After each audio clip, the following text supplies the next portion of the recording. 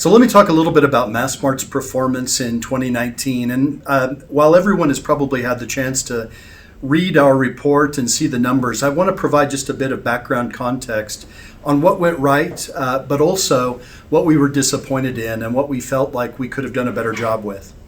So first of all, let me talk a little bit about what went right. First of all, I felt really good about the collaboration that we were able to build in the business over the last half of the year. Massmart has historically been a federated business. We've now moved to one in which we're focused across the total business and collaborating together to drive the best opportunities for our customers. The second thing we did really well is we began to leverage the relationship with Walmart. Even before I arrived, we had the entire executive committee come to Bentonville, Arkansas, which is Walmart's home headquarters, to really talk about how we could look at the cupboard of what was available within Walmart to begin to drive into our business. A particular example of that has been the leveraging of the systems group that we have in Bangalore for the Walmart India Development Center to help us with our systems implementations, which has been an opportunity. The third thing I felt really good about was an effort that we call Every Rand Matters, which is all about the cost reset in the business.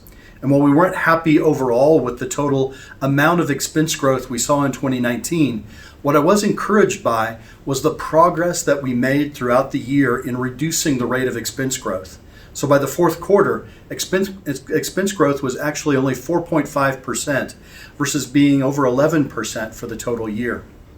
The final thing I felt good about was the turnaround plan that we've put in place. The management team, along with the board, has been really working hard to focus in on those things that are going to take the business to the next level. And I believe that we have taken advantage of the last half of the year to really develop out the planning, and we're now moving into heavy execution mode. So let me shift gears and talk a little bit about what didn't go well, what we were disappointed with. The first thing is, obviously the sales environment was incredibly weak. And where we saw weakness in particular was in our mass discounters business, particularly punctuated by Dion Wired. And we also saw weakness in our Cambridge business. In addition, game essentially ran flat for the year. And so we have opportunities there to begin to reinvigorate those businesses, and that's a big area of focus. The second thing is we were disappointed that the great success that we had with Black Friday didn't translate into festive period sales. We believe that there was a certain amount of cannibalization that occurred with customers shifting some of their purchasing into Black Friday. So we have to think through how we play that in 2020. The third thing I would mention, and I've already discussed it a bit, is the lagging performance in mass discounters.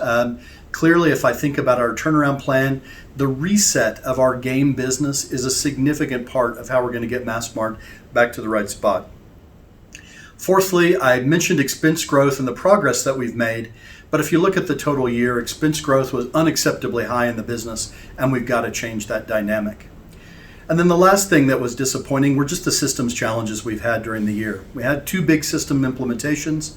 One is SAP Hybris, which is our online business, and the other is our SAP S/4HANA implementation in mass discounters.